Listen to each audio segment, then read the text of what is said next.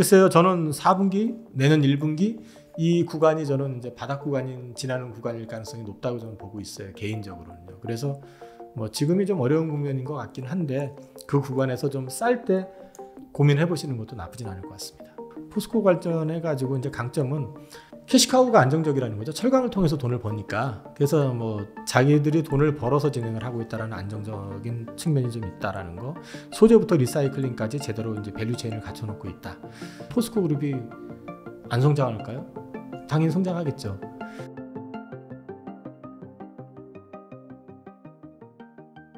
네, 안녕하십니까. 저는 하익사증권에서 근무하고 있는 이영훈이라고 하고요. 94년부터 증권업계에 계속 근무했었고, 뭐 외환위기부터 시작해서 금융위기, 뭐 코로나 팬데믹까지 현장에서 다 맞닥뜨리면서 시장에 대한 부분을 많이 고민했었고요. 그래서 제가 매크로부터 시작해서 업황, 그 다음에 이제 종목 탐방까지 다 직접 하고 있기 때문에 발로 뛰는 그 투자 이런 부분들에 대해서 좀 생각을 좀 나누고 싶어서 나왔습니다. 일단 시황 관련해 가지고 그냥 단순하게 말씀드리는 것보다는 환경에 대한 거를 갖다 제가 도표를 만들었으니까 그걸 보면서 말씀을 드리겠습니다. 일단 제목은 달라진 금융 환경이라는 이제 타이틀을 달았는데 그게 뭐냐면은 10월 달까지는 계속 하락만 했잖아요. 근데 하락을 할 때 정말 안 좋은 것들이 계속 겹쳤었습니다. 단적인 예가 이제 미국 국채 10년물이 역시 여기도 과매도가 되는 그런 상황이 나오다 보니까 5%를 넘어서는 그런 상황까지 왔었고, 사실상 그 미국채 투매 현상까지 좀 발생이 됐었던 상황이다 보니까 위험 자산으로 분류가 되는 이제 주식 시장이 어려웠고, 특히 한국 같은 경우는 이머징 마켓에 소속되다 보니까 더 어려웠었던 측면이 있었는데, 이게 지금 11월 들어와 가지고 4.5% 언더로 지금 내려왔습니다. 중요한 거는 이제 5%선 근처에서 빌그로스를 위시해 가지고 헤지 펀드의 큰 손들이 청산을 선언을 했었고, 그 다음에 이제 그걸 기점으로 해가지고 미국 국채 수익률이 좀 떨어지는 측면도 있었고, 또 미국 정부에서 이 국채 발행을 하는 데 있어서 장기물을 비중 조절을 해가지고 수급적인 측면도 좀 조절한 측면이 분명히 있습니다. 당연히 이제 PI가 예상치보다 낮게 나오면서 시장에 이제 추가 금리 인상의 가능성을 많이 제한시켰던 것도 있습니다. 그리고 원달러 환율이 1360원까지 올랐던 게 지금 오늘 보니까 종가는 모르겠는데 1280원대도 아까 잠깐 들어갔던 것 같은데요. 굉장히 급격하게 가치가 안정이 됐죠. 원화 강세가 나왔다는 얘기입니다. 이 부분은 1360원대에서는 외국인들이 아무리 한국 주식이 좋아도 들어오질 않습니다. 환에 대한 리스크 때문에. 근데 1300원 근처 1300원 이하로 내려오게 될 경우에는 환 차익까지 기대하면서 외국인들이 다시 들어올 수 있다는 점에서 시장이 안정되는 역할을 했고요. 유가 역시 95불에서 지금 75불 정도까지 지금 떨어져서 역시 긍정적인 흐름을 보여줬고, 신용 물량이 최근에는 크게 늘지는 않고 있지만 다시 좀 소폭 느는 것 같긴 하지만 20조 이상 됐었던 게 지금 17조대로 떨어지면서 수급적인 측면에서도 좀 안정이 된 측면이 있고, 종합지수가 우리나라 이동평균선이 10년선이라는 게 있거든요. 120개월선. 보통 이 120개월선을 깨는 경우들이 언제 있었냐면은 외환위기, 그 다음에 금융위기, 그리고 코로나 팬데믹 이런 아주 큰 사건이 있을 때만 터치를 하거나 깼었는데, 이번에 사실은 2290대가 이제 10년물 이동평균선이었는데 그걸 깼었습니다. 그만큼 우리나라가 수급적으로 좋지는 않았었는데 아시다시피 급격하게 지금 앞에서 말씀드렸던 그런 금융환경의 변화로 인해서 안정되면서 다시 이제 반등을 하고 있다는 점. 그리고 이제 펀더멘탈로 보면 우리나라 수출 데이터가 지난달에 13개월 만에 처음으로 YOY로 5.1% 증가했다라는 점. 이런 부분들이 이제 시장에 좀 안정을 가져왔고요. 이걸 종합해서 말씀을 드리면은, 미국 시장에서 이제 CPI가 잘 나오면서 금리가 피크아웃에 대한 기대감, 피크아웃을 넘어서서 지금은 사실은 내년 상반기에 금리 인하에 대한 기대감까지 지금 주가가 반영되고 있는 상황이다. 그런데 이제 이 부분에 있어서 우리가 유의해야 될 점 한 가지를 말씀드리면, 지금은 분명히 반등 구간인데, 만약에 지표가 추가적으로 급락하는 모습이 나온다. 유가가 70달러를 깬다든지, 아니면은 또 뭐 미국 국채 10년물이 4% 밑으로 갑자기 떨어진다든지, 이럴 경우에는 오히려 경기 침체 리스크를 반영하는 그림이 나올 수도 있기 때문에 지금은 bad is good로 지금 이제 시장이 반영을 하지만, 그것도 한번 지켜보셔야 될 필요는 있다. 지금은 뭐 그렇게까지 떨어질 것 같지는 않지만요. 그래서 지금은 저는 디레이팅 가운데서 반등 구간으로 보고 있습니다. 일단 경제 상황 자체는 뭐 아시다시피 계속 어렵습니다. 우리나라 지금 PF 문제도 해결된 거 아니고요. 또 지금 우리 마음대로 지금 금리를 조정할 수 있는 것도 아니잖아요. 미국이 금리 인하에 대한 시그널을 보내기 전에 우리가 선제적으로 한다는 것도 그만큼 위험할 수 있고, 여기에 또 덧붙여가지고 뭐 수급적으로 봤을 때 이제 지난달까지 키움증권발 반대매매 이슈 때문에 종목이 거래가 안 되고 이제 기세로 빠지니까 관련되어 있는 종목들이 그 증거금 100%에 이제 묶이면서 주로 2차전지 관련된 주식들이 묶여가지고 급락을 했었던 거, 이런 것들이 전반적으로 작용을 하다 보니까 경기도 경기고 증시 역시도 굉장히 한파가 몰아쳤었고 여타 국가에 비해 가지고 낙폭이 상당히 더 컸었죠. 근데 지금은 이제 그나마 조금 숨통을 틔울 수 있다 할 수 있는 거는 앞서 말씀드린 것처럼 수출 데이터가 YOY 일단 5.1% 늘어난 것도 있었고 11월 수출 데이터가 10일까지 3.1% 증가했고 지금 아마 20일 거 오늘 나온 것 같은데 20일까지에도 한 2%대 증가를 한 걸로 지금 나와 있기 때문에 수출 데이터가 증가를 했다라는 것 자체는 어쨌든 최악의 국면에서는 조금 수출은 좀 살아나고 있는 거 아니냐. 물론 이제 월 말로 가면은 수출은 더 늘어날 거라고 봅니다. 통상적으로 우리나라는 월 초보다는 월 말에 수출이 좀 많이 늘어나는 이제 그런 패턴을 보였었기 때문에 이런 측면에서는 조금 숨통이 좀 트이고 있는 점. 그 다음에 이제 24년 실적 가이던스가 사실 기대치가 굉장히 높게 나오고 있거든요. 뭐 단적으로 삼성전자가 올해 영업이익이 6조 7천억, 6조에서 7조 내외를 얘기하는데 35조까지 지금 얘기하고 있고, 한전이 지금 3분기 흑자 전환되면서 내년도에 이제 흑자 전환 기조에 대해서 이제 안착이 될 것이다 하면서 지금 영업이익 기준으로 했을 때 한 300조 근처까지 지금 얘기를 하는 것 같은데, 사실 조금 과대하게 평가하고 있다는 느낌은 들어요. 하지만 어쨌든 그런 측면에서 봤을 때 센티멘탈 측면에서는 최악의 구간은 벗어나고 있는 것 같다. 그렇게 말씀드릴 수 있을 것 같습니다. 미국 경제 상황은 지금 보시면 CPI가 이제 말씀하신 것처럼 예상치를 하회했잖아요. 예상치를 하회하면서 전반적으로 좋게 나온 거는 이제 기대감이 굉장히 커지는 건 사실입니다. 근데 동시에 이제 CPI 관련된 거를 좀 잠깐 살펴보면은요. 요번에 지금 CPI가 굉장히 잘 나왔는데 당장에 지금 유가가 또 지금 $70대 있잖아요. 그러면 이제 이 다음 달 12월에 발표될 11월 CPI 역시도 나쁘지 않게 나올 거예요. 그러면은 이제 금리 인상에 대한 리스크는 거의 없다라고 이제 봐도 되고, 시장에서는 이미 크게 지금 이제 오히려 금리 인하에 대한 기대감을 키우고 있는 상황이다. 그렇게 보면은 미국 같은 경우는 지금 일단 금리에 대한 노이즈가 이제 일단 제어가 된다는 측면에서 긍정적이고, 미국 경제 자체가 지금 죽질 않았잖아요. 소비도 죽질 않고, 그 다음에 여러 가지 측면에서 여전히 지금 전 세계에서 가장 뜨거운 나라가 미국이다. 그거는 뭐 아시다시피 리쇼어링이라고 해서 전 세계 공장을 다 미국으로 끌고 가려고 해서 끌어갔고, 그러다 보니까 우리나라에 있어야 될 일자리가 미국으로 가서 있는, 대표적인 게 2차전지 공장 같은 게 다 이제 미국으로 가지 않습니까, 지금? 이제 이런 게 우리나라만 하는 게 아니라 사실 유럽 국가, 일본 국가, 대만에 있는 그 기업들이 다 미국으로 이제 가다 보니까 고용이 넘치는 그런 상황이 오다 보니까 미국은 뜨겁습니다. 그런데, 보셔야 될 거는 일단 10월달 소매 판매를 보면은요, 이것 때문에 예상보다 잘 나왔다 해가지고 잠깐 시장이 흔들리기는 했지만 중요한 거는 올해 3월 이후로 처음으로 역성장을 했습니다. 이 얘기는 뭐냐면 미국이 사실 소비로 경제가 지탱하는 국가라고 하잖아요. 물론 앞으로는 이제 거기 그 제조업들이 다 들어가기 때문에 그쪽 비중이 커지기는 하겠지만 현재는 소비로 지탱을 하고 있는데 이 소비 쪽에서도 뭔가 변화의 시그널이 좀 있는 거 아니냐. 자, 미국의 생산자 물가 지수가 헤드라인이 1.3% 나와서 예상치보다 낮게 나왔어요. 그러면은 CPI도 낮게 나오고 PPI도 낮게 나오니까 당연히 PCE도 낮게 나올 거다. 이제 PCE는 이달 말에 발표가 나겠지만요. 이 얘기는 앞서 말씀드린 것처럼 물가 인상에 대한 노이즈를 잡은 건 사실이지만은 동시에 그 소비 쪽에 대한 그 리스크에 대해서 점검을 해볼 필요가 좀 있다. 자, 신규 실업수당 청구 건수가요.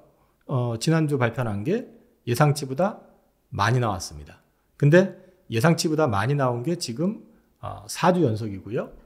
그 다음에 연속 실업 청구 건수 같은 경우는 5주 연속 지금 계속 증가하고 있는 패턴입니다. 그러면 예측치보다 계속해가지고 증가하는 그런 모습이 나온다는 얘기는 고용이 단단해가지고 괜찮다고 말씀을 드렸는데 고용 쪽도 일단은 약간은 좀 톤다운이 되는 느낌. 그 얘기는 경기가 약간 꺾이는 느낌이 아니냐. 이제 그 부분에 대한 리스크가 조금 반영이 될 수 있다라는 점이 있고요. 그 다음에 보시면은 이제 대출 타입을 놓고 보시면 지금 학자금 대출 같은 경우는 급격하게 줄잖아요. 그럼 이 얘기는 무슨 얘기냐면은 학자금 대출을 상환을 하고 있다는 얘기거든요. 그럼 소비 여력이 그만큼 줄 수 있다는 얘기고, 이 차트에 보시면은 그 크레딧 카드 같은 경우는 거꾸로 고개를 확 들고 있습니다.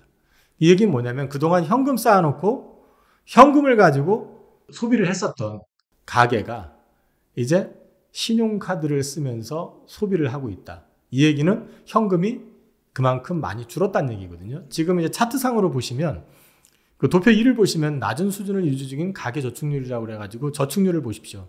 급하게 떨어지는 게 보이실 겁니다. 그리고 그 도표 1을 보시면 실질 소비 지출하고 실질 가처분 소득의 차트인데요. 실질 가처분 소득보다 실질 소비 지출이 더 많다라는 걸 보실 수 있어요. 그 얘기는 이미 그 소득 대비 과소비가 시작이 됐다라는 얘기거든요. 그럼 소비 쪽에서도 약간은 이제 4분기 내년 들어가면서 위축되는 그런 그림이 나올 수 있다. 자, 11월 미시간대 소비자 심리 지수를 보시면 소비자 심리 예비치가 전월 대비해서 마이너스 5.3%, 4개월 연속으로 줄고 있고요. 소비자 기대 지수 역시 56.9로 전월 대비해서 4% 정도 빠지는 그림이 나옵니다. 이 얘기는 전체적으로 이 소비에 대한 부분이 조금 위축될 조짐이 보이고 있다라는 것을 좀 말씀드리고 싶습니다. 그래서 그 미국의 경제 상황은 뜨겁기는 한데 뜨거운 가운데서 소비의 질적인 측면이 약간은 좀 떨어지는 그런 상황이다. 이렇게 말씀을 드릴 수 있을 것 같아요. 저는 일단 뭐 산타랠리의 가능성을 부인하지는 않습니다. 근데 기본적인 생각은 디레이팅 구간 속에서 반등이다.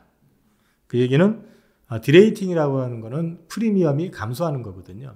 그러면 이제 모든 섹터에서 이 성장에 대한 또는 실적 개선에 대한 미래 가치에 대해서 프리미엄을 줬었던 부분들이 좀 줄어드는 그런 과정 속에서 주가가 과하게 단계에 빠졌었기 때문에 다시 제한적인 반등 구간이다라고 저는 보고 있고요.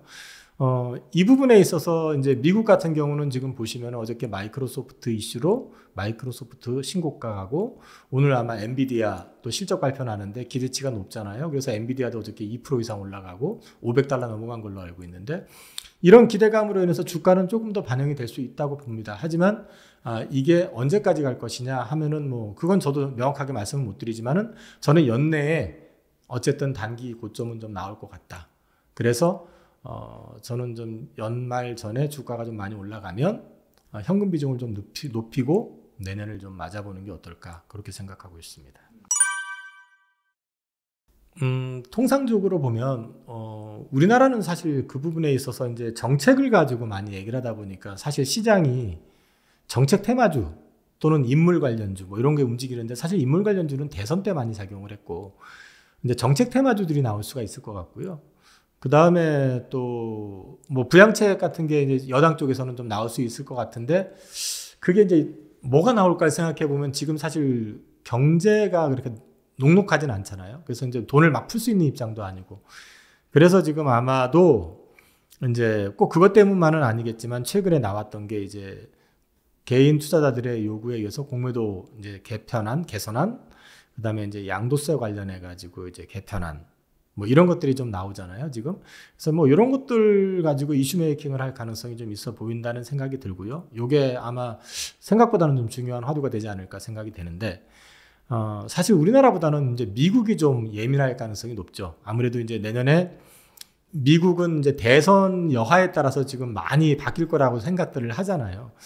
근데 이제 사실 미국은 지금 물가 잡힌 거하고 경제 성장한 걸 가지고 보면은 원래대로 하면은 현 집권 여당인 민주당이 유리해야지 맞는데 여론조사에 보면은 공화당이 유리한 걸로 나오죠, 지금.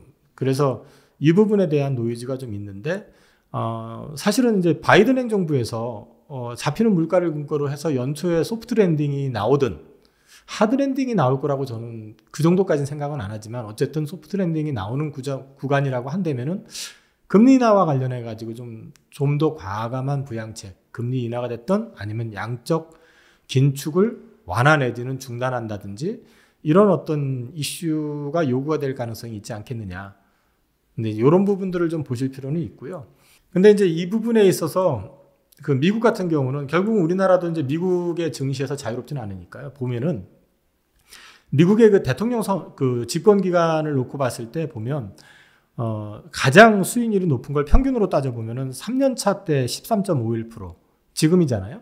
지금 미국 그 연초 대비해 가지고 어찌 됐든 간에 막판에 굉장히 올라와서 지금 수익률이 상당히 높게 나와 있잖아요. 그걸 제외하고 보면은 평균적으로 봤을 때 4년 차 때 1년 차, 2년 차보다는 수익률이 좋았었어요. 그런 걸 감안해서 본다고 하면은 내년도 증시가 그렇게 나쁘진 않을 것 같다. 근데 저는 이제 다만 앞서 말씀드린 것처럼 경기 후퇴의 어떤 시그널이 지금 나온 상황이기 때문에 그 시점이 1분기, 2분기 초, 뭐 이 정도까지는 일단 좀 소프트 랜딩이 어떤 진행되면서 그 다음을 좀 보지 않겠냐, 저는 그렇게 보고 있습니다. 이런 데서 좀 나이가 이제 드러나는데요.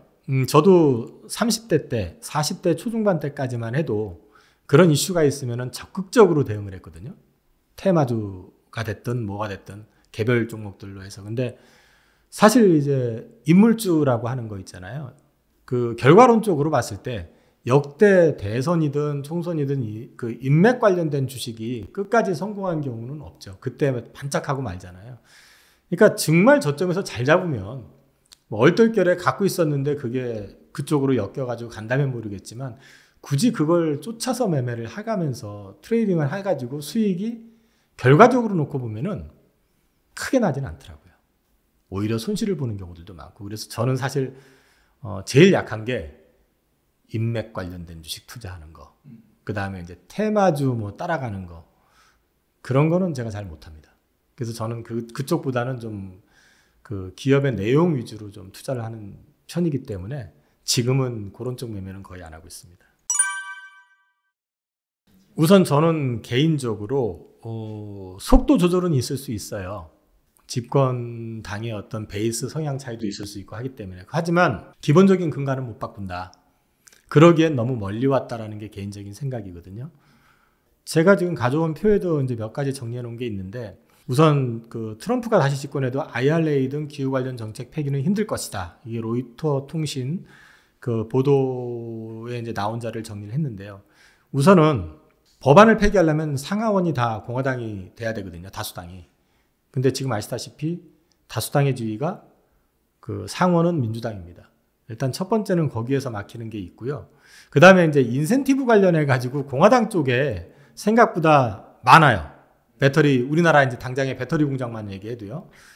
제가 지금 표시를 해놓은 이 표를 한번 보시면 GM학작 공장 얼티엄셀즈 같은 경우도 오하이오가 지금 공화당 지역구고요. 그 다음에 테네시 역시 마찬가지고요. 그 다음에 지난번 대선에서도 마찬가지로 트럼프를 지지했던 쪽이고요.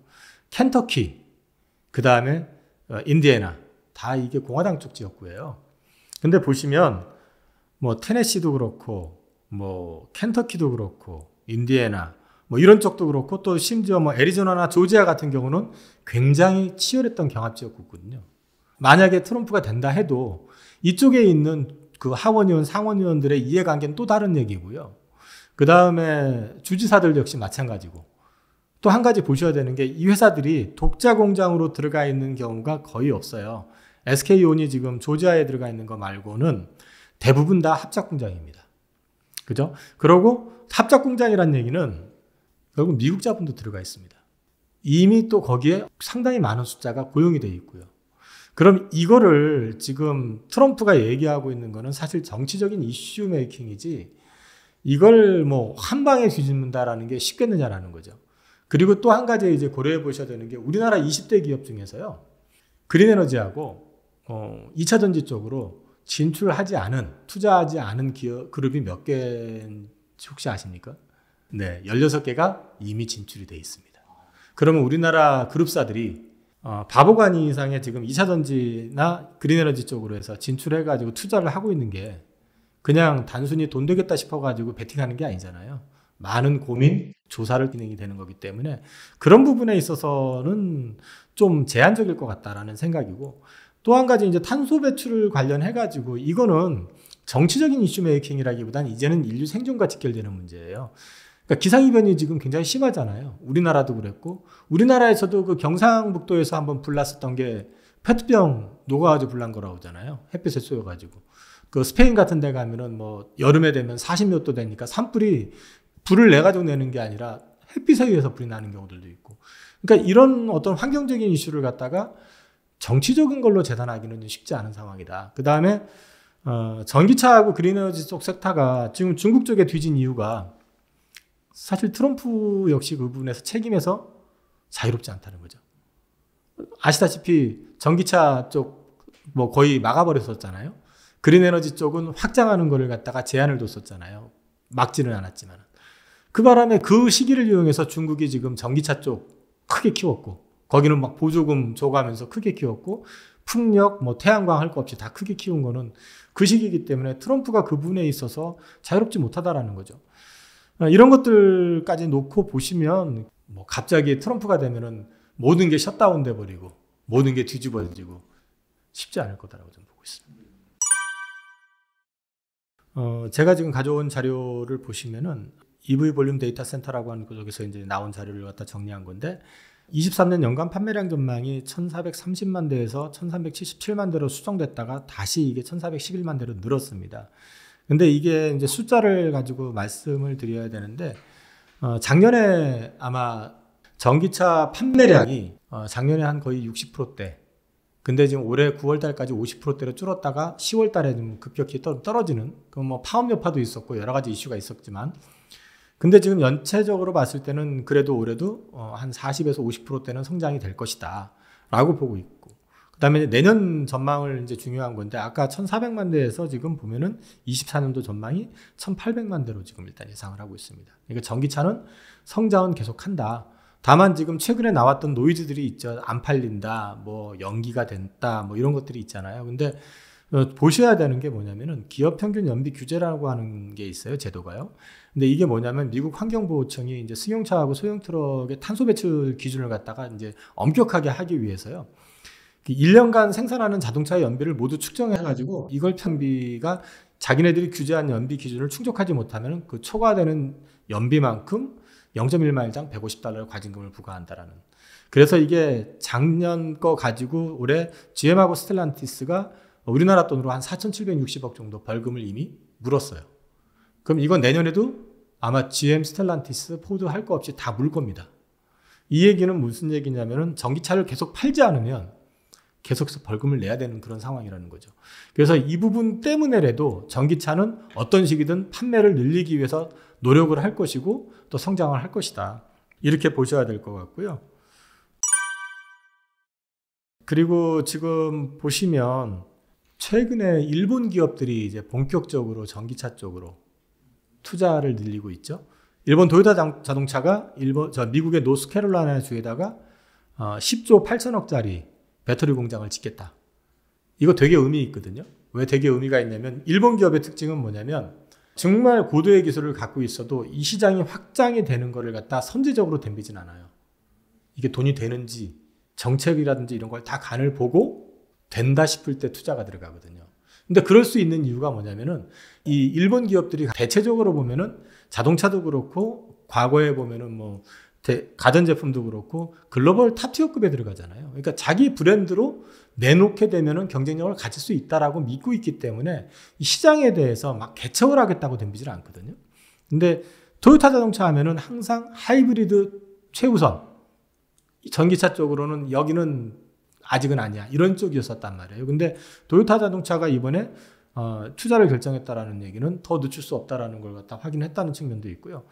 파나소닉 역시도 11조 매출을 일으키는 자회사를 팔아가지고 전기차 배터리에 올인하겠다라는 걸 갖다가 최근에 니온게이자이 신문에 그 기사가 났어요. 그럼 이런 부분들이 전기차 시장에 대한 부분들을 너무 부정적으로 볼 필요가 없다. 그리고 여태까지 올해하고 달라지는 게 내년에 있는데 내년 1월 1일부터 IRA법 시행령이 개정이 되는데요. 그게 뭐냐면은 전기차를 사게 되면은 최대 7,500달러의 보조금을 공제를 해줬었어요. 공제라고 말씀을 드렸잖아요. 살 당시에 제외해 주는 게 아니고, 그러니까 한 1년 뒤에. 그런데 이게 시행령이 바뀌어가지고요. 차를 구매하는 시점에서 7,500달러를 빼줍니다. 그러면 1,000만 원 정도가 사는 시점에서 싸게 구매를 할 수 있다는 메리트가 있죠. 이거 생각보다 의미가 있거든요. 왜냐면 5천만 원짜리 차를 1년 뒤에 돈 줄 테니까 지금 공제 받으면은 1년 뒤에 돈 받을 수 있어 하고 사는 거하고 5천만 원짜리를 4천만 원에 그냥 바로 사는 거하고는 또 다르거든요. 또 여기에 들어가는 게 뭐가 들어갈 수 있냐면은 금융이 있잖아요. 차 할부. 그쪽에서도 플러스 효과가 분명히 나고요. 그 다음에 말이 많은데 스텔란티스는 내년에 신차 출시 일정을 다 공개를 해놓은 상태입니다. 여기에다가 최근에 나온 리포트 중에 KB증권에서 이제 언급을 한 게 있는데 배터리 금융이라고 하는 게 있습니다. 그게 이제 배터리 렌탈제입니다. 이거 생각보다 굉장히 저는 의미가 있을 거라고 기대를 하는데요. 우리나라 기준으로 현대차 그룹이 24년부터 현대캐피탈을 통해서 배터리를 렌탈 리스할 계획이다라고 이제 보도됐다고 되어 있는데 이게 어떤 의미냐면은 차를 구매하는 시점에서 배터리 값을 빼요. 그리고 배터리를 말 그대로 렌탈해서 연간 사용료를 내는 거죠. 그러면 차값이 떨어지겠죠. 배터리 값이 차지하는 비중이 전기차에서 크잖아요. 그럼 차값이 그만큼 감소하는 효과가 있습니다. 그러면 그 초기에 전기차를 구매하는데 부담을 그만큼 줄여주는 효과가 있죠. 그러면 이게 또 다른 시장의 어떤 포인트가 될 수도 있다.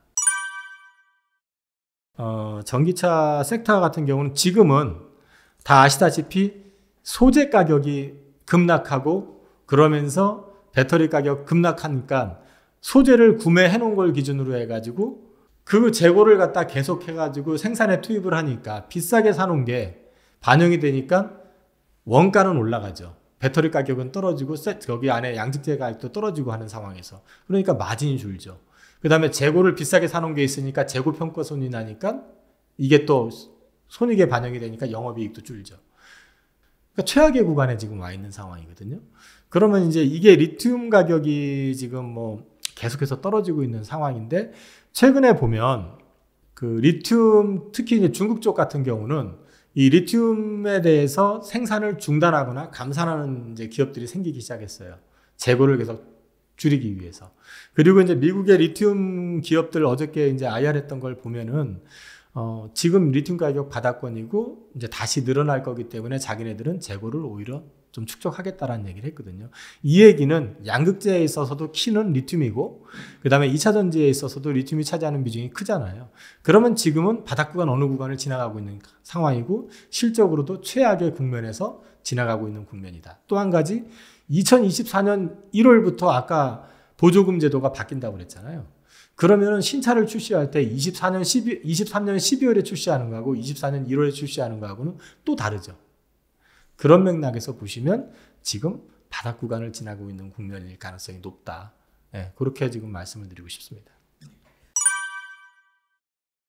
중국산 배터리 관련해 가지고 어저께 이제 기사가 좀 나온 게 있어서요. 결국은 LFP의 장점은 싸다는 거잖아요. 결국 싸게 중국산을 들여 이제 자꾸 출시를 하고 그걸 밀어내기를 하니까. 근데 우리나라에서 이제 어제 기사 나왔었던 게 보면 LG에너지 솔루션이 미드니켈 배터리라 해서 니켈 함량을 갖다가 60%대로 떨어뜨린 거를 출시를 합니다. 출시를 하는데 이게 내년 초나 중순부터 양산을 하겠다라고 이제 밝혔거든요. 근데 이게 왜 의미가 있냐면은 니켈 함량을 40에서 60%로 낮추게 되니까 판가 자체도 떨어지게 되고 발화율도 떨어지게 되고 그러면서 동시에 그 생산 단가도 낮춰지게 되면서 발열량이 적죠. 니켈이 줄어드니까. 그러니까 안정성도 굉장히 높아지는 그런 제품이 나오고 가격을 낮춰놓게 되면서 안정성도 높고 그 다음에 어쨌든 이 NCM 계열이 LFP보다는 효율이 더 높다라는 거는 객관적으로 드러나 있는 거기 때문에 이게 오히려 이제 LFP 배터리가 이제 계속해서 치고 나가는 시장을 갖다가 일정 부분 방어 내지는 뒤집을 수 있는 하나의 모멘텀이 될 수도 있다고 생각을 하고 있고요. LFP 관련해 가지고도 우리나라는 지금 생산과 관련돼 가지고는 기술적인 개발은 끝이 났다. 그게 지난번에 인터배터리 데이에서도 한번 소개가 됐었고요. 그래서 포스코 퓨처엠하고 에코프로가 25년부터 LFP 양극재 공급을 시작할 계획이라고 이미 밝힌 바가 있고요. 관련해 가지고 기사가 난 거를 종합해서 보면은 지금 저기 삼성 SDI 역시도 마찬가지고 그 다음에 SK온도 그렇고 제품은 개발을 했고 SK온 같은 경우는 이미 업체하고 최근에 계약 협상 그런 얘기도 좀 나왔었거든요. 그래서 이런 것들을 종합해서 보시면은 LFP 배터리 관련돼 가지고 우리나라도 어느 정도 준비는 갖춰지고 있다. 그리고 궁극적으로 초기에는 이제 저가 자동차 모델의 LFP하고 앞서 말씀드렸던 미들 NCM 계열 새로 이제 개발한 그 제품이 이제 나가면서 진행이 되겠지만은 궁극적으로는 사실 우리나라가 LFP 배터리를 개발해야 될 필요성도 있는 거는 그 ESS 양 에너지 저장 장치 양 쪽으로 해가지고 이쪽은 사실은 공간적인 제약, 무게 제약이 없이 가격이 싸면서 오래 버틸 수 있는 것들을 하면 되기 때문에 그쪽과 관련한 수요도 분명히 있기 때문에 우리나라 충분히 이 부분에 대해서는 준비가 되고 있기 때문에 이거에 대해서는 뭐 크게 우려할 문제는 아니라고 생각합니다. ESS라고 하면은 우선 그 다시들 아시다시피 그린 에너지 섹터에서 태양광이나 풍력 쪽에 이제 필요한 저장 장치인데요. 이 에너지 저장 장치라는 게 유형이 배터리 있고요. 또 이제 배터리가 아닌 다른 방식으로 가는 게 있기는 합니다. 근데 뭐 그런 부분들을 뭐 일일이 말씀드릴 필요는 없을 것 같고 이 부분에 있어서 ESS가 왜 다수가 될 거라고 이제 말씀을 드리냐면은 일단 가격적인 측면에서 어찌 됐든 지금 저렴하다고 하니까 그 다음에 이 수요가 있는 이유 중에 하나는 ESS량을 LFP로 하게 되면 사실 LFP 배터리의 가장 큰 맹점 중에 하나가 무게, 그 다음에 크기잖아요. 효율을 높이려면은. 근데 이 저장 장치라고 하는 거는 사실 공간적인 제약은 별로 받질 않죠. 그러니까 이제 그런 쪽으로 해가지고 수요가 좀 있는 것 같아요. 그래서 이제 그쪽으로 많이 나갈 거라고 보는 것 같고요. ESS 시장 관련해가지고 지금 21년에서 30년까지 연평균 30% 정도 될 거라고 배터리 인사이드에서 전망을 하고 있고요. 그 다음에 금액으로 봤을 때 그 블룸버그 NEF라고 하는 쪽에서 나온 자료를 보면 21년에 110억 달러에서 2030년에는 2620억 달러로 이 시장 역시도 크게 늘어날 거라고 보고 있습니다. 그러면 그린 에너지 쪽으로 해가지고 지금 ESS가 많이 필요로 하는 데는 중국을 제외하고 유럽도 많이 필요할 거고 지금 미국도 많이 필요하잖아요. 그럼 특히 미국 같은 경우는 지금 현재까지는 그 중국 업체들이 배터리 셀로는 진출을 못 하잖아요, 지금.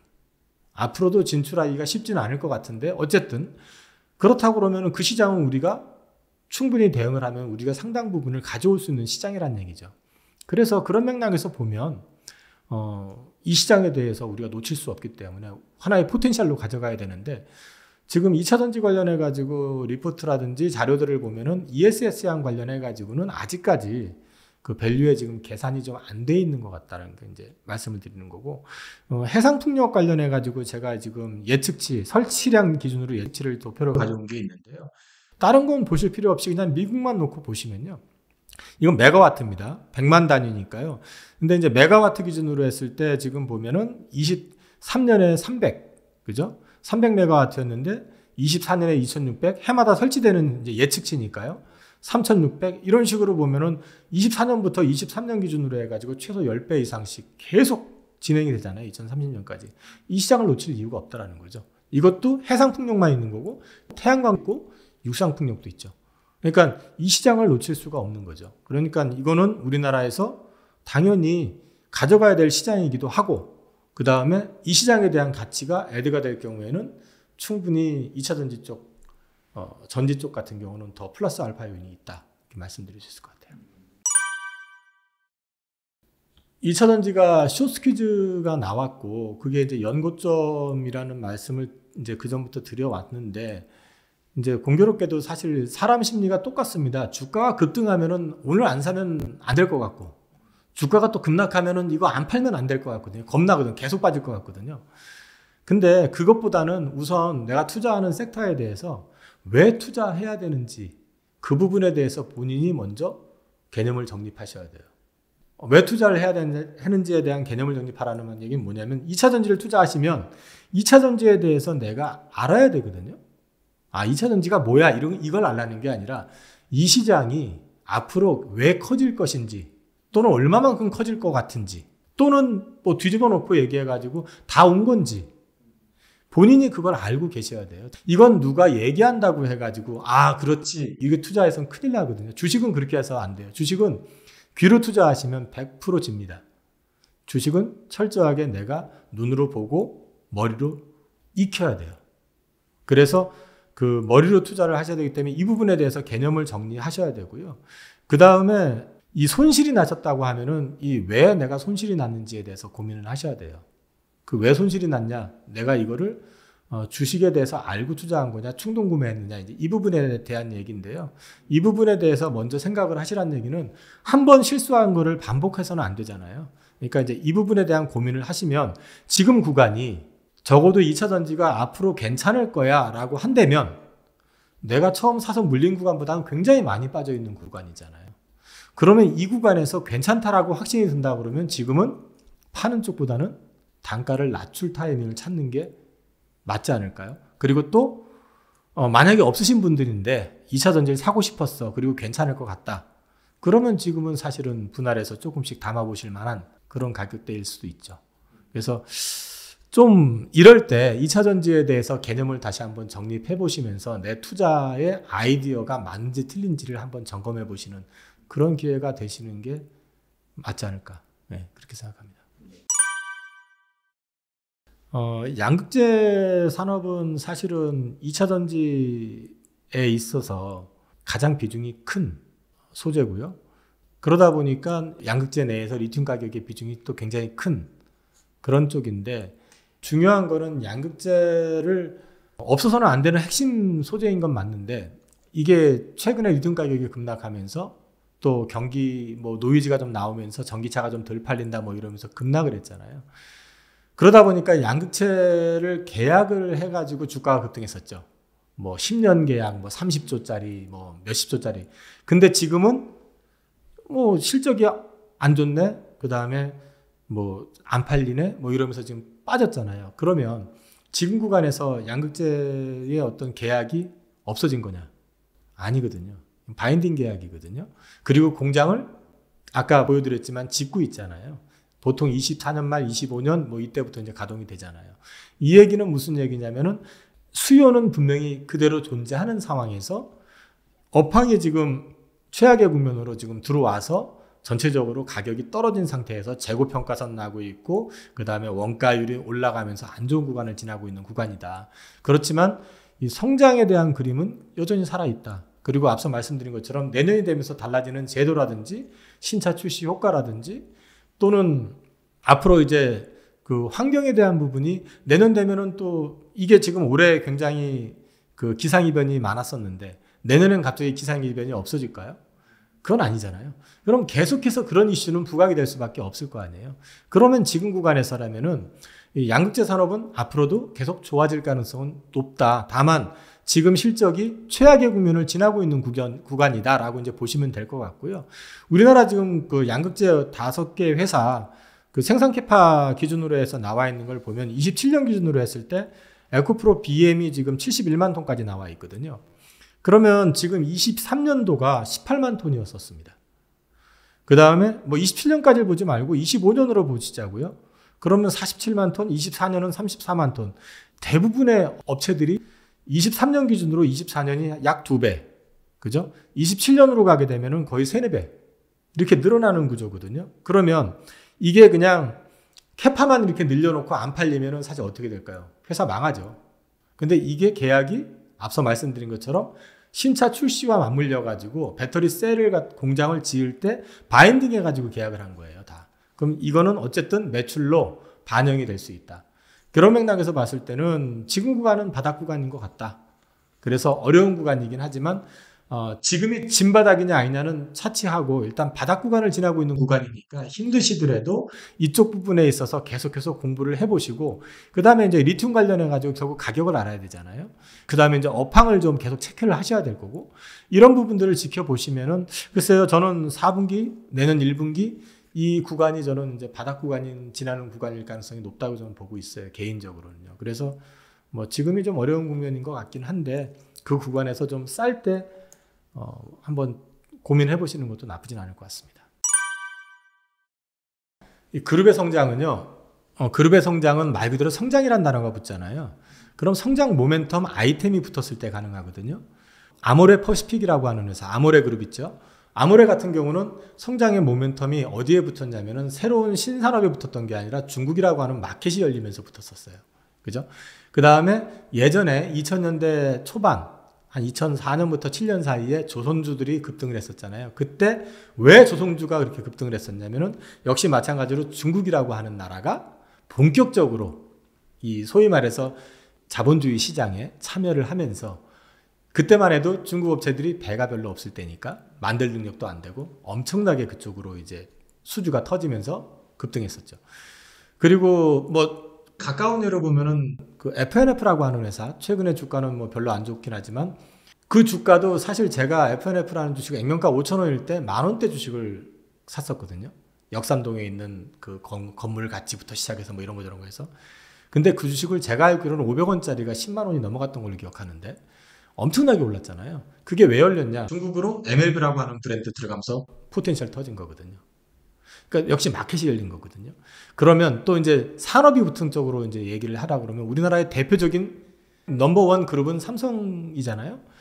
삼성도 사실은 90년대까지만 해도 가전, 뭐 그냥 핸드폰, 그건 사실 반도체는 있었는데 적자 기업이었었고 별 볼 일이 없었다고 얘기하면 그렇지만 아무튼 시장 비중이 크질 않았는데, 사실 아시다시피 IT 버블 나오면서 반도체, 메모리 쪽 시장이 폭발하고 일본 기업들 망하고 하면서 거의 승자 독식하다시피 하면서 쫙 올라가면서 삼성이라고 하는 그룹이 글로벌 그룹으로 탈바꿈하게 되는 계기를 만들어줬었잖아요, 반도체가.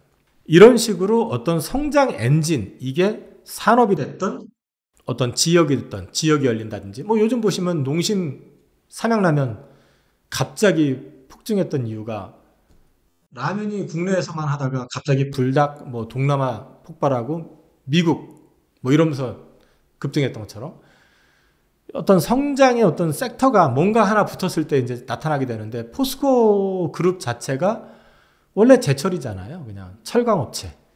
안정적으로 이익 꾸준히 내는 자산주. 자산가치 67만 원에 항상 PBR 0.3배, 4배, 5배 사이에 있던, 이익도 꾸준하고 그 이상 볼 게 없었던 회사거든요.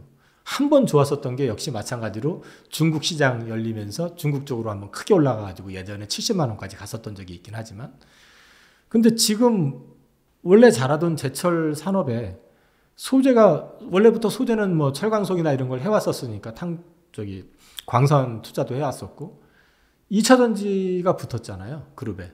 그러면서 2차전지 소재 쪽으로 특화가 되고, 그러면서 광산 개발부터 시작해서 뭐 양극재, 음극재, 실리콘 음극재 지금 개발 중이기도 하고, 뭐 리사이클링 뭐 해가지고 폐배터리 사업까지 해가지고 하나를 다 아우를 수 있는 이쪽 산업을 갖다가 열심히 본업을 하다 보니까 산업이 열린 거고, 이 산업이 열린데 가지고 있는 노하우를 반영을 해가지고 참여를 하게 된 거죠.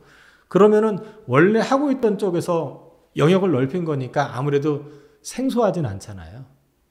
네, 그러니까 경험을 근거로 하다 보니까 우리나라에서 어쨌든 염호를 갖고 리튬 개발을 나설 수가 있게 된 거고, 광산 개발 쪽에 특화가 되어 있다 보니까 필바라 광산 호주에 거기하고 합작법인 세워가지고 그쪽에서 지분 투자해가지고 그쪽에서 리튬 가져올 수 있고, 그 다음에 니켈은 또 인도네시아에서 뭐 이런 식으로 해가지고 소재 개발, 이제 포스코 퓨처엠이라고 하는 회사를 통해 가지고 이 양극재, 음극재 이쪽으로 해가지고 이제 개발하고 볼륨 올라오면서 또 이제 공급 계약까지 해가지고 포텐셜 키우고 있는 상황이고, 그리고 궁극적으로 나중에 폐배터리 산업도 커질 거라고 봤기 때문에 이쪽도 지금 폐배터리 리사이클 관련된 사업을 지금 광양에다가 공장 세워가지고 진행을 하고 있고, 이런 걸 갖춰놓은 거란 말이죠.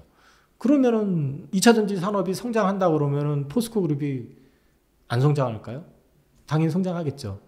그러면 포스코가 이렇게 하는 데 있어서 그동안에는 앞서도 말씀드렸지만 제철 쪽으로만 집중을 했었는데 갑자기 2차전지 쪽으로 집중을 하기 시작했다는 얘기잖아요. 그거를 이제 도표로 한번 보여서 말씀을 좀 드릴게요.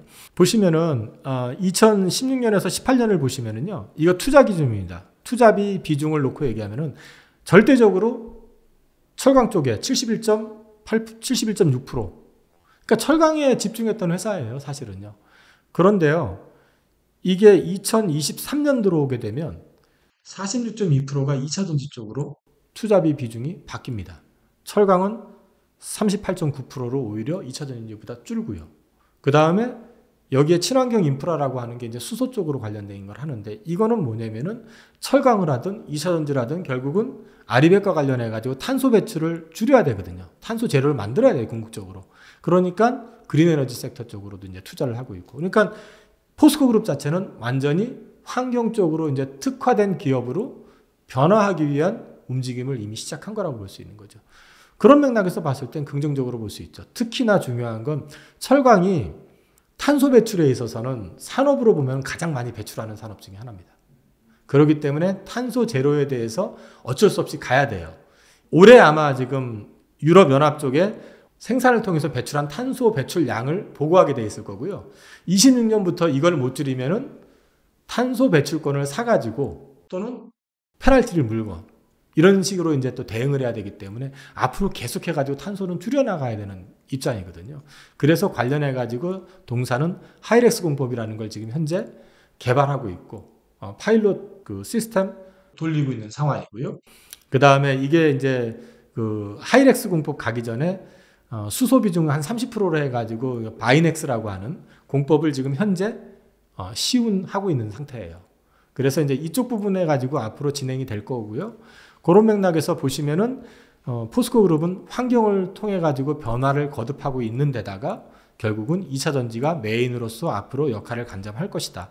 이렇게 말씀을 드릴 수 있을 것 같고, 이건 지금 IR제로에서 나온 건데요. 2차 전지 소재 사업 투자비 및 매출액 전망으로 되어 있는데요. 이 매출액을 놓고 보시면은 지금 2023년에는 뭐 5조 원 내외를 얘기를 하고 있는데요. 28년 가면 이게 43조가 되고요. 2030년은 62조를 지금 얘기를 하고 있습니다. 이 비중 자체를 엄청나게 2차 전지 쪽으로 완전히 전환이 되는 거죠. 어차피 철강은 포스코가 글로벌 한 탑4, 탑5 내외 정도 될 거예요. 근데 거기서 더 크지도 못할 거고, 그렇다고 급격히 쪼그라들지도 않을 겁니다. 그냥 꾸준히 가는 산업이기 때문에 캐시카우를 가지고 가는, 캐시카우로 이제 4조에서 5조를 돈을 벌어가면서 2차 전지에 투자해가는 그런 이제 강점을 가진 회사라고 이제 말씀을 드릴 수 있을 것 같고요. 2차 전지 소재 관련해가지고 포스코 그룹이 지금 하고 있는 거는 음극재 사업을 2010년, 양극재는 11년, 리튬 상업 생산 원료는 23년으로 돼 있는데, 이게 지금 현재 광양에서요, 소위 말해서 폐배터리 리사이클링 쪽으로 해가지고 지금 시작이 됐고요. 필바라인가요? 그게 필바라는 리사이클링이 아니네요. 참 저기 리사이클링 그 폐배터리 양을 지금 이제 6월 달에 가동을 했고요. 필바라 리튬은 이달 말 다음 달 아마 공장이 준공이 될 거고요. 그 다음에 1차로 호주 염호 공장이 아마 내년 1분기 말쯤, 2분기 초쯤에 공장이 준공이 되면 아마 매출이 이르면 24년 한 후반? 그쯤 되면은 이제 리튬 쪽에서도 이제 매출이 좀 나오지 않을까 보고 있고요. 에비타 기준으로 그래서 그걸 아마 전제해서 하는 것 같은데, 그 포스코 퓨처엠까지 포함해가지고, 에비타 기준으로 해서 25년도에 3조 원 달성을 목표로 하고 있고 28년에 10조 달성을 목표로 하고 있기 때문에 이게 진행이 된다면은 자연스럽게 단계별로 포스코 그룹은 밸류 자체가 올라갈 거다라고 보고 있고요. 품목별로 포스코 그룹이 지금 계획하고 있는 걸 잠깐 말씀드리면, 리튬 기준으로 했을 때 2030년에 연산 42만 톤 생산 이렇게 지금 이제 목표를 세우고 있고요. 염호, 광산, 점토, 그다음에 리사이클링을 통해 가지고 리튬을 생산할 걸로 지금 보고 있습니다. 그다음에 양극재는 2030년도에 100만 톤 캐파를 이미 선언을 했고요. 올해 아마 지금 양극재 기준으로 해 가지고 100조 원 정도 수주 아마 지금 한 개 있을 거고, 추가적으로 또 이제 수주가 나올 걸로 기대할 수 있고요. 국내에선 지금 음극재를 상당 규모로 캐파를 생산할 수 있는 거의 유일한 회사가 우리나라의 포스코 퓨처엠인데요. 지금 22년 대비해서 4.5배 확대해서 천연의견을 18만 톤, 인조를 15만 3천 톤, 실리콘을 3만 5천 톤 이렇게 생산을 지금 하려고 계획을 하고 있습니다. 그리고 리사이클링은 합작법인을 통해서 진행을 할 거고요. 니켈 광산은 이미 확보가 됐고요, 인도네시아에. 그 다음에 이제 이걸 스마트 팩토리 공정을 이용을 해가지고 시장도 역시 확대를 할 걸로 이제 보고 있는데, 이거는 이제 포스코 DX라고 하는 회사가 이제 진행을 할 걸로 알고 있고, 24년 기준으로 회사 가이던스는 2차 전지 매출은 11조에서 15조 정도 지금 보고 있습니다. 요거는 이제 밸류 체인을 지금 정리해 놓은 건데, 리튬 관련해 가지고는 앞서 말씀드린 것처럼 아르헨티나에 있는 여모, 그다음에 포스코 리튬 솔루션이라고 하는 회사를 지금 준공 계획이 있고, 그다음에 필바라가 아마 이달 말 다음 달 정도면은 아마 준공이 되는 걸로 알고 있고요. 포스코 퓨처엠과 관련해가 이게 이제 포스코 퓨처엠으로 리튬이 들어간다는 얘기고, 그다음에 이제 음극재는 당연히 포스코 퓨처엠에서 이제 만들어서 납품을 하는 그런 구조가 될 거고요. 그다음에 리사이클링은 그 포스코 HY 클린 에너지라고 해서, HY는 저 중국 회사거든요, 사실은. 근데 이제 그 회사하고 합작으로 해가지고 이제 진행을 해서 이쪽 관련해가지고 현재 생산이 진행이 되고 있는 걸로 알고 있고요. 니켈은 이제 인도네시아, 그 다음에 호주, 그 다음에 뉴칼레도니아 이쪽으로 해가지고 지금 이제 소싱을 해가지고 포스코 홀딩스 쪽에서 가공을 해가지고 케미칼로 들어가는 그런 구조가 될 것 같습니다.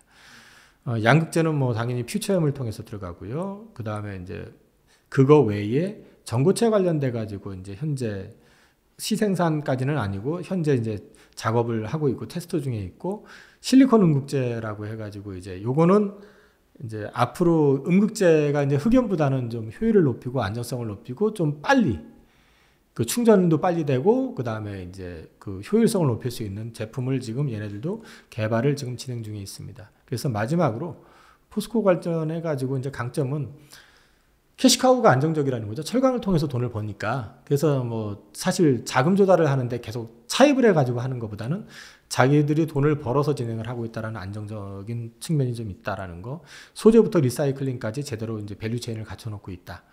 그리고 이제 리튬 관련해가지고 강점을 분명히 갖고 있고 차별화점을 갖고 있다라는 점.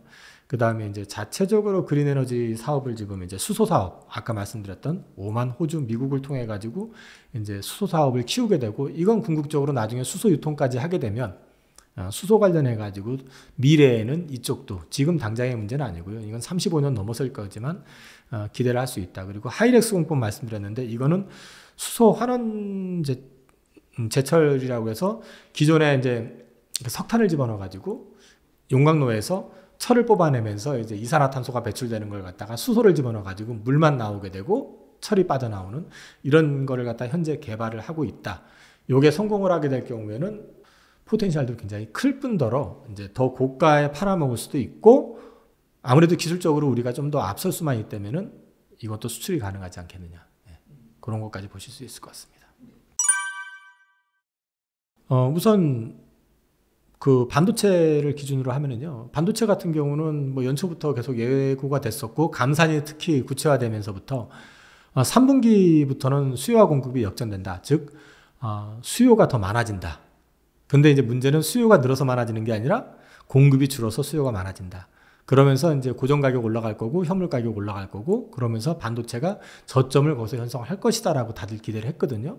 실제로 하이닉스가 3분기 실적을 보면은 낸드는 적자가 났지만 디램에서는 지금 흑자가 났고요. 흑자 전환이 됐고, 그 다음에 이제 적자폭이 줄었죠. 그리고 실제로 최근에 보면은 고정 가격을 계속해서 지금 낸드도 올리고 있는 상황이고, 디램도 지금 조금씩 오르고 있는 상황이고, 다들 아시다시피 그 HBM 관련해 가지고 그쪽 시장 계속 커진다고 하고 있고, 그러면은 바닥에서 돌아서는 어떤 그림이 보여지고 있고, 연말 되면은 내년 실적 전망은 대체적으로 보면은 요만큼 올라갈 거야 라는 것보다는 좀 올해 안 좋았으니까 내년엔 좋을 거야 라고도 많이 생각하잖아요. 그래서 내년 기대치가 좀 많이 반영이 돼서 올라가는 거니까 외국인들 입장에서는 아무래도 바닥에서 돌아서는 산업이 반도체니까 반도체 쪽으로 들어왔을 것 같고요. 그 다음 또 HBM 이슈로 묶여서 가는 뭐 장비주나 그런 것들은 뭐 엔비디아 기대감 때문에 올랐을 거고, 그리고 또 한 가지 지금 최근에 반도체가 올라가는 거는 저는 환율하고도 상관이 있다고 봅니다. 우리나라 원화 강세가 지금 갑자기 돌았잖아요. 지금 원화 강세가 갑자기 돌았다는 얘기는 1360원에서 1200 지금 80원대 후반까지 지금 올라왔으니까, 그렇게 되면은 환율의 베팅을 외국인이 한다 그러면 대한민국 주식에서 사는데 가장 편하게 사고 편하게 빠져나갈 수 있는 거는 시가총액이 큰 거겠죠. 대한민국 대표주고 대표 산업인 반도체를 안 살 이유가 없는 거죠. 그러니까 삼성전자 하이닉스 쪽으로 외국인들이 들어오고 있는 거고요. 반면에 2차 전지는 그러면 왜 파느냐? 아시다시피 7월 27일 뭐 전후해가지고 쇼스퀴즈 나가지고 한번 외국인들이 한번 강제 청산이 됐었잖아요. 청산이 됐었는데 그 뒤에 2차 전지 산업 섹터 쪽이 그 숏스퀴즈가 났다는 얘기는 결국은 성장은 이렇게 하고 있는데 주가가 이렇게 급하게 올랐다는 얘기잖아요. 급하게 올랐기 때문에 그 반대적인 어떤 현상이 나오는 과정에 3분기 실적이 안 좋다라고 이제 알려지기 시작했죠. 리튬 가격 계속 떨어지게 되니까 판가 떨어지게 되고 그러면은 아까 말씀드렸던 이제 원가율이 올라가니까 이익은 줄어들 거다. 3분기가 바닥일 것 같아 라고 다들 생각을 했단 말이에요. 근데 막상 3분기 실적 발표하는 자리에서 GM, 포드, 스텔란티스, LG 에너지 솔루션, 뭐 포스코 피처엠, 에코프로 그룹 할 거 없이 전부 실적이 3분기, 4분기, 내년 1분기까지는 조금 어려울 것 같다 라고 얘기를 했단 말이에요. 그러면 최소한 그 기간 동안에는 실적이 급격하게 돌아서지 않겠네. 그러면 지금 주가가 오버슈팅이 된 상태에서 빠지면은 여기다가 좀 롱숏을 만약에 한다 그러면 반도체 롱하고 2차전지 숏을 할 수가 있겠죠. 근데 이제 사람 심리가 결국은 기관도 외국인도 다 사람이 하는 거잖아요. 그럼 보면은 빠지면 더 빠질 것 같고 안 좋으면 더 안 좋아질 것 같죠, 사실은. 그러니까 베팅을 더 이제 그쪽으로 강화를 하게 되는 거죠. 그런데 최근에 보시면 어젠가요? 에코프로나 에코프로 BM을 보면 외국인들이 많이 사들어왔어요. 근데 저는 이제 어떻게 생각을 하냐면 롱숏은 이제 그런 맥락에서 그 반도체는 매수하고 2차전지는 팔았다고 생각을 하는데 이제 2차전지 쪽 섹터에 대해서도 이제 고민 지점은 좀 온 것 같아요. 여기서 조금 더 빠지면은 전저점 뭐 이렇게 볼 수는 있겠지만 산업이 빠진다고 해서 그럼 무한정 또 이제 산업이 끝이 나면은 모르겠지만 그게 아니라 어쨌든 Q는 내년에도 지금 아까 앞서 보여드렸던 자료를 보면 어쨌든 늘어날 거라고 지금 증권사든 뭐 각종 리서치 기관에서 예상을 하고 있잖아요. 그리고 내년에 IRA법 개정에서 보조금 관련돼서 개정이 된 거라든지 아니면은 배터리 리스가 이제 도입이 본격화된다든지 또 지금 많이 지금 배터리 가격이 떨어졌잖아요. 그러면 이게 판가에 반영이 되면은 자동차 가격은 떨어져야죠. 그럼 자동차 가격이 떨어질 수 있는 요인이 생긴 상황이라고 한다면은 환경이 내년에 조금 살아나면은 이쪽도 돌아서지 않을까? 그러면 지금 소재 가격이나 이런 것들이 여기서 더 얼마나 더 빠질까를 생각을 해서 보면은 또 거꾸로 얘기하면은 올해 연초 대비 70% 이상 빠졌단 말이에요, 지금. 그러면 여기서 또 70%가 빠지겠느냐는 거죠. 그건 아닐 거 아니에요. 그러면 이제 이게 가격도 빠지는 것도 한계가 있을 거 아니에요. 손해보고 파는 장사는 한계가 있을 테니까 어쨌든. 그렇게 보면은 지금 실적이 바닥 구간 지나가는 그림이 아니겠느냐. 이제 그렇게 볼 수 있지 않을까. 그래서 저는 2차전지도 지금 이제 외국인들이 일방적으로 팔아대는 것도 어느 정도 목에는 온 거 아닌가? 뭐 다시 빠진다 해도 요 앞에서 빠졌었던 저점 있잖아요. 종목마다 조금 다르겠지만 지금보단 조금 더 빠졌었잖아요. 에코프로 같은 경우도 지금 한 2만 원 와 있지만 60만 원대 초반까지 빠졌었던 것 같고 뭐 그 정도까지 만약에 최악의 경우 빠진다고 하면은 더 추가로 빠질 수 있을까? 이런 부분들은 이제 업황하고 내년에 이제 따라서 달라질 수 있는데 그렇게 본다고 하면 얼추 뭐 파는 거는 아주 클라이막스는 지난 거 아니냐. 저는 좀 그렇게 보고 있습니다. 일단 2023년 연말까지는 저는 그냥 디레이팅 구간 속에서 반등이다라고 지금 여전히 생각을 하고 있습니다. 제가 그 10월 달은 미국 국채 10년물을 주목하고 11월 달은 원달러 환율을 주목하라고 제가 이제 계속 말씀을 드리고 있고요. 원달러 환율을 주목하라고 하는 거는 이제 원화 강세가 강하게 나오는 구간 속에서는 우리나라 주식이 그렇게 생각처럼 쉽게 무너지는 않을 거다. 그 다음에 수출 데이터가 꺾이지 않는 이상 역시 마찬가지로 펀더멘탈의 어떤 리스크는 좀 제한적일 가능성이 높다. 그런 맥락에서 봤을 때는 연말 전까지 아니면 또 뭐 일정 FOMC 전까지 일정 구간 뭐 반등은 계속 이어질 가능성이 있다라고 저는 여전히 보고 있고요. 근데 이제 한 가지 주목해 보셔야 될 거는 12월 달에 FOMC에서 아마 전도표가 나올 건데 그 전도표가 어떻게 변하는지 그건 보셔야 될 필요가 있고 그 다음에 12월 달에 주가가 이제 그 전까지 너무 과하게 올라가면 연준 쪽에서 경고 시그널이 나올 가능성도 좀 있다. 이제 그건 좀 보셔야 된다는 거고 그 다음에 이제 유가의 추가 급락 여부 아까도 말씀드렸지만 75달러까지는 그런 대로 괜찮은데 저게 70달러를 깨고 60달러대로 떨어지거나 막 이래버리면 이게 금리가 문제가 아니고 경기 침체에 대한 이제 노이즈가 커질 가능성이 있다. 아까 앞서 말씀드렸던 소비 지표 역시도 이전보다는 조금 퀄리티 자체는 좀 떨어져 있다라는 걸 말씀을 드렸잖아요. 그리고 마찬가지로 미국 국채도 10년물이 지금 생각 같아서는 갑자기 4% 밑으로 떨어지면 좋을 것 같지만 막상 떨어지게 되면 경기 침체 오는 거 아니야? 그러면서 금리를 갑자기 막 급격하게 낮춰야 될 정도의 문제가 생기는 거 아니야라는 우려가 생길 수도 있다.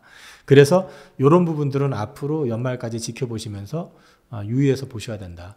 어떤 변화가 급하게 나올 때는 지금은 bad is good을 반영을 하고 있지만 어느 시점에서는 bad is bad로 반영을 할 가능성도 있다라는 점은 염두에 두시면서 지켜보실 필요가 있다. 그래서 지금은 모든 것이 적당하게 가는 게 가장 중요하고 과속은 좀 경계할 필요가 있다. 그렇게 좀 말씀을 드릴 수 있을 것 같아요. 그러니까 유가가 급락을 하면 일단 물가는 떨어지겠죠. 그런데 이제 유가가 급락을 할 때 석유를 전에 그 셰일오일 개발해서 미국에서 이제 막 생산을 해가지고 심지어 지네가 수출을 했었잖아요. 요즘 환경 때문에 그거 이제 스톱했지만 수출을 해대고 막 이랬을 때만 해도 석유가 남아도니까 급락을 했었던 거잖아요. 수요는 좋았고 저금리 상황이었었고. 근데 지금은 금리 안 떨어졌어요. 높아요. 그리고 금리가 높다 보니까 사실 이제 앞서서 지표를 뭐 일일이 다 말씀은 안 드렸지만은 미국도 지금 모기지론 떨어졌다고 하는 게 7.5%, 7.4%예요. 고금리예요. 고금리가 되면은 결국은 소비가 위축될 수밖에 없죠. 앞서 말씀드린 것처럼 신용카드 사용량은 늘고 내 통장 잔고는 줄고 있고. 그리고 지금 한 20년 내에 아마 가장 많은 신용카드 부정사용. 그러니까 신용카드를 부정사용한다는 거는 훔쳤든 아니면 뭐 그런 거 있잖아요. 잃어버린 거 주워 가지고 쓰든 뭐 하여튼 뭐 어찌됐든 간에 잘못된 사용을 많이 하고 있다는 거. 그만큼 시장이 좀 경색되고 있는 부분도 있다. 그러니까 현금이 조금 줄어들고 위축되는 측면이 있다. 그리고 아까도 신규 실업수당 관련해서 심각한 건 아닌데 5주 연속으로 연속수당 청구 건수가 늘어나고 있다는 거. 그 다음에 고용 관련해가지고도 결국에는 최근에 고용이 뜨거웠었잖아요. 뜨거웠는데 내용을 열어보면은 소위 말해서 저임 노동자들, 파트타이머들 이런 쪽이 많다라는 거죠. 그러면 소비가 위축이 될 수밖에 없죠. 소비심리 역시 마찬가지로. 이런 와중에서 만약에 유가가 급락한다. 그러면 유가 급락이라는 거는 어떤 얘기냐면은 석유를 쓸 일을 안 한다는 얘기죠. 그럼 생산을 안 한다. 뭐 예를 들어서 교통도 어디 여행 가는 걸 줄인다든지 이런 이슈들이 발생이 된다는 얘기는 소비가 위축된다는 시그널로 볼 수가 있거든요. 그래서 유가가 떨어지는 게 마냥 호재가 아닌 게 지금 유가 떨어지는 이유 중에 하나가 뭐냐면 중국이 경제 지표가 제조 쪽이 살아나지 않고 있어요. 그러니까 생산을 못 하는 거예요. 왜? 중국이 지금 우리는 인플레 고민하고 있잖아요. 중국은 지금 디플레 고민하고 있어요. 전년 대비 그 물가 성장률이 마이너스입니다, 지금. 또 제조업 물가 지수 역시 마이너스예요, 지금. 그렇기 때문에 이런 부분들이 마냥 떨어지는 게 좋은 건 아니에요. 오히려 이게 위험 시그널일 수도 있다는 얘기죠. 그래서 그런 것들까지 이제 말씀을 드리는 거고, 그래서 제가 연말 되기 전에 이런 것들도 한번 보셔야 돼요라고 말씀을 드리는 게, 유가 60달러로 떨어지면은, 이제 금리 인상 물 건너 금리 인하하겠네. 이게 아니라, 그 전에 금리 인하를 하더라도 경기가 연착륙이 되면서 인하가 돼야지, 소프트 랜딩이 되면서 인하가 돼야지 주가가 좋은 거지, 뭔가 하나 문제가 팍 생겨가지고 꺾여버리면, 급격하게, 예를 들어서 뭐, 최근에 보면은 미국도 파산하는 기업들이 역대급으로 늘고 있거든요, 지금. 갑자기 뭐가 하나 문제가 생겨가지고 박살이 나버리면은 금리를 급하게 떨어뜨린다는 얘기는 그때는 경기에 큰 이상 신호가 왔다는 시그널일 수도 있다는 얘기죠. 그래서 이런 부분들은 좀 유의해서 보실 필요가 있다는 말씀 드린 겁니다. 뭐 양도세 관련해가지고 지금 정부 여당에서는 10억이었던 걸 갖다가 뭐 50억, 뭐 심지어 90억 이렇게 하면서 이제 늘려야 된다라고 이제 얘기를 하고 계시고, 그 다음에 이제 아직까지 이 부분에 대해서 합의가 안 된 걸로 이제 돼 있는데, 이게 아마 대통령 시행령으로도 이제 된다고 하는데, 작년에 아마 여야 합의안에서 이제 진행하는 걸로 합의를 본 상태로서 10억으로 유지가 됐던 것 같아요. 근데 이 부분에 있어서는 어떻게 될지에 대해서는 솔직히 말씀드리면 저도 모르겠습니다. 이거는 사실 이제 정치권의 의지, 그 다음에 이걸 시장을 좀 보셔야 될 필요가 있는데, 만약에 이제 대주주 요건이 완화가 된다 그러면 수급적인 측면에서는 분명히 플러스 효과가 있습니다. 왜냐하면 연내에 10억 이상 샀던 사람들이 안 팔아도 되는 상황이 올 수 있잖아요. 그러니까 이제 수급적인 측면에서는 좀 플러스 효과가 분명히 있을 수 있고, 뭐라고 그러죠? 부자 감세니 뭐니 이런 얘기들이 있는데, 그걸 떠나가지고 증권 시장을 놓고 이제 말씀을 드리면, 그 요즘 보면 소액주주 운동부터 시작을 해가지고 이제 주주의 권리에 대한 이제 권익을 찾기 위한 운동들이 많잖아요. 근데 이제 상한선을 이렇게 제한을 둬버리게 되면 사실 소액주주 운동을 해도 제한적일 수밖에 없어요. 대주주 지분이 30%, 40%인데 10억 미만의 일반 투자자들이 뭉친다고 해도 한계가 있잖아요. 사실은 오히려 큰 손 몇몇이 들어가 가지고 그 시장을 갖다가 그 회사를 이제 지분을 가지고 회사에 변화를 요구하는 게 더 강력할 수도 있거든요. 그래서 시장 측면에서는 그런 측면이 있다라는 거죠. 이제 그런 부분들을 보셔야 될 것 같고요. 그거보다 사실은 또 이제 25년도에 금융투자세가 이제 도입이 되거든요. 그렇게 되면 사실 대주주 요건이라는 건 의미가 없습니다. 어차피 이제 이익에 대해서 과세를 하기 때문에. 그래서 이 부분에 대해서 이제 우리나라 금융시장, 주식시장이 과세를 할 정도로 안정적인 어떤 흐름을 보여왔던 시장이냐에 대해서도 한번 진지하게 고민해 볼 필요는 있지 않을까 싶네요. 일단 엔비디아 관련해 가지고 일단 뭐 엔비디아는 다들 아시다시피 뭐 H백으로 이제 역대급 실적을 내고 있고 그 부분 때문에 지금 3분기 실적 가이던스 역시도 뭐 전년 대비 한 3배 정도 늘어나는 걸로 지금 예상을 하고 있는 것처럼 굉장히 잘 돼가고 있거든요. 근데 이제 그거 관련해서는 우리나라 기업에서는 뭐 HBM으로 해가지고는 당연히 삼성전자 하이닉스가 들어가긴 하는데 사실 삼성전자 하이닉스보다는 우리나라는 이제 장비 기업들이 관련된 기업들이 이제 주가가 좋았었죠. 퍼포먼스가. 근데 이제 엔비디아의 어떤 실적하고는 조금 다를 수 있는 거는 장비는 투자 사이클하고 맞물린다는 거죠. 그러니까 투자할 때 돈이 그 매출이 크게 늘어나는 거지 엔비디아처럼 계속해서 물건 팔면서 이렇게 올라가는 그런 그림은 아니거든요. 그러니까 그런 차이가 있다 보니까 한미반도체였나요? 그 주가가 한번 급등했다가 또 떨어졌다가 최근에 엔비디아에서 하이닉스 쪽으로 뭐 선금이 들어왔다 그러면서 하이닉스가 10조 투자한다 해서 다시 고개를 들고 했었는데 그런 차이는 좀 있고요. 저는 사실 이제 그 맥락보다는 제가 주목하고 싶은 거는 마이크론 테크놀로지입니다. 마이크론 테크놀로지가 52주 신고가 갱신을 지금 했고요. 어저께도 주가 흐름이 퍼포먼스가 좋았습니다. 우리나라도 보면 지금 SK 하이닉스는 신고가죠. 삼성전자는 이제 신고가에서 약간 못 미쳐 있는 그런 그림을 지금 보여주고 있는데 왜 그럴까를 생각을 해보면 이게 단순히 실적 가지고는 밸류가 안 나와요. 뭐 앞서 말씀드렸지만 하이닉스 적자고요. 삼성전자 올해 4분기까지 해봤자 6조에서 7조 영업이익 기준으로 사실 밸류로 계산할 수 없고 내년 실적 가지고도 사실 밸류가 안 나오는데 흑자전환 바닥에서 터닝했다라는 기대감. 그 다음에 또 한 가지는 이제 아까 말씀드렸던 것처럼 저는 환율에 대한 베팅이 좀 들어와 있는 것 같습니다. 그래서 이제 환율에 대한 베팅이 좀 들어 있고요. 오히려 이제 삼성전자 하이닉스 쪽으로 해가지고 기대해서 보셔야 될 거는 지금 낸드가 여전히 적자거든요. 여기서 아마 낸드 그 품목별로 좀 다르긴 하겠지만은 일부 품목은 여기서 100% 올라도 적자일 거예요. 굉장히 싸거든요, 지금. 그런데 최근에 그 낸드 시장에서 중요한 변수가 하나 생긴 게 키옥시아하고 웨스턴 디지털이 합병이 무산이 됐습니다. 문제는 지금 키옥시아가 돈이 없어요. 조금 모호하게 얘기하면 키옥시아가 만약에 여기서 퇴출이 된다면 퇴출을 시킬 수만 있으면 디램 시장처럼 시장이 조금 가벼워질 수 있다. 디램도 지금 보면 사실 3강 체제잖아요. 삼성, SK, 그 다음에 마이크론 테크놀로지. 나머지 작은 회사들 대만에 있긴 하지만 그건 뭐 거의 비중이 없는 회사들이니까. 그러니까 낸드도 약간은 좀 그런 어떤 기로점에 온 거 아니냐. 그래서 요번에 그것만 좀 대준다고 하면은 괜찮을 것 같다. 일단 첫 번째는 그렇게 말씀을 드릴 수 있을 것 같고요. 그 다음에 요거는 아직 확정된 내용은 아니지만은 이제 어제 제가 기사 났던 것 중에서 조금 유의미하게 봤었던 것 중에 하나가 그 AMD 거를 삼성이 아마 수주한다는 기사가 났었던 것 같아요.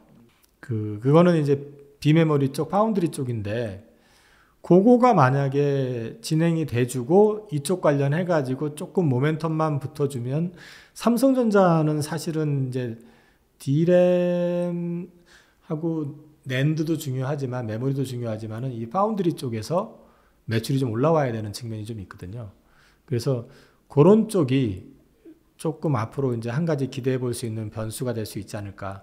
지금 TSMC가 산화로 공정 수율이 약 80%고 이제 회사에서 주장하는 거죠. 삼성은 지금 75%까지 올라왔다고 합니다. 그래서 이제 이게 AMD가 수주가 되고 그다음에 퀄컴이나 엔비디아 같은 쪽이 이쪽으로 이제 삼성 쪽으로 좀 넘어올 수 있다. 이런 기대감이 있으면 파운드리 쪽에서 살아나게 되면 삼성은 또 생각보다 실적의 어떤 변화보다 주가가 더 나을 수도 있다. 그렇게 보셔도 될 것 같습니다. 원래 애플은 뭐 고가 잘 했었고요. 삼성은 애플 이미 하이엔드급에서 밀렸고요.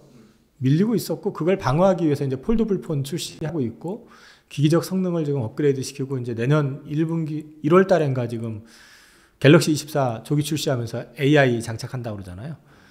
그래도 글로벌 탑 2 안에 들어가 있고 어쨌든 스마트폰 시장에서의 역할은 나름대로 그래도 하고 있다. 물론 좀 차이가 좀 나 있지만. 그리고 이제 저가폰, 중저가폰 같은 경우는 일단 첫 번째 그 중국 업체들이 싸게 만들잖아요.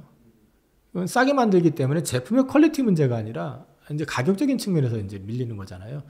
삼성도 여기에 대응을 하려고 하는 것 같아요. 뭐 저기 기사 난 거나 이런 걸 보면은 폴더블 폰도 이제 중저가폰 뭐 출시한다. 그 다음에 갤럭시 23 FE라고 붙이던가요? 뭐 그래가지고 약간 좀 보급형 모델로 해가지고 고사양 모델을 갖다 약간 변형시킨 제품 출시하는 거. 이런 식으로 이제 좀 대응을 해가지고 나름대로 포지셔닝을 하려고 할 것 같고.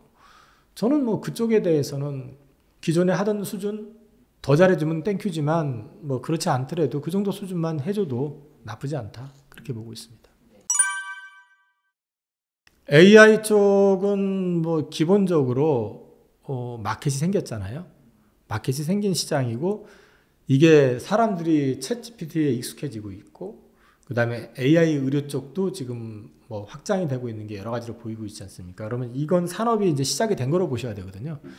그래서 AI 시장 자체는 앞으로 계속 커질 거다. 근데 이제 그 생각도 해요. 그러니까 예전에 2000년대 초반에 그 포털 업체들 굉장히 많이 생겼었거든요. 뭐 다음, 네이버, 야후, 네이트, 또 뭐였었죠? 뭐 하여튼 굉장히 많이 생겼는데 지금 살아남은 회사는 몇 개 안 되잖아요. 뭐 라이코스 뭐 이런 것도 있었던 것 같고. 근데 이제 초기 투자할 때는 굉장히 많은 투자가 이루어지다 보니까 IT 쪽에 그 당시에 포탈을 만들기 위해서 기본적으로 들어가야 되는 업체 장비 쪽이 매출이 크게 늘어났었고 그래서 굉장히 급하게 올랐었던 회사가 시스코 시스템즈라고 하는 회사였었거든요. 지금 AI도 마찬가지로 지금 초기에 투자하는 시즌이기 때문에 HBM 뭐 이런 거 AI 칩이라고 하는 거 계속 AMD도 만든다 뭐 인텔도 만든다 마이크로소프트도 만든다 그러잖아요. 계속해서 이게 늘어나는데 문제는 어느 시점이 되냐면은 결국 그 시장 내에서도 시장을 주도하는 쪽이 생기게 될 거고 그러면 시장이 재편이 될 거고 하면 이제 투자의 어떤 사이클이 식거나 줄거나 이래질 수 있다라는 거죠. 그래서 산업의 성장은 기본적으로 계속 갈 거지만은 중요한 거는 이제 장비 뭐 이런 쪽보다는 오히려 이제 의료 쪽이라든지 이런 쪽 이제 앞으로 포텐이 커지는 쪽. 근데 AI 의료가 이제 저는 좋게 보는 이유 중에 하나가 그 사람의 육안으로 판정을 하는 것보다 어쨌든 AI를 통해 가지고 판정을 하고 그 옆에서 사람이 의사가 같이 판정을 해주는 게 정확도가 더 높다고 그러고 있고요. 그 다음에 그게 실효성이 있다라는 것 때문에 어찌됐든 우리나라 지금 AI 의료 업체들이 뭐 미국도 가고 있고 일본도 가고 있고 이게 늘어나고 있잖아요. 그럼 이게 앞으로 도입이 계속 커질 가능성이 있지 않느냐. 그런 식으로 섹터 쪽에서 커지는 쪽. 지금 뭐 마이크로소프트 같은 경우도 이번에 샘 알트만 뭐 영입 이것도 있었지만 결국 챗GPT 영역에서 유료화하면서 그 마켓이 계속 커질 거라는 기대감이 있잖아요. 그러니까 이런 걸 키워나가는 쪽 그런 회사 쪽에 대해서는 계속해서 관심을 가져도 괜찮을 것 같다. 네, 그렇게 보고 있습니다. 일단 현대기아뿐만 아니라 GM, 포드, 스텔란티스 할 거 없이 뭐 폭스바겐까지 내연기관차들 밸류가 낮아요.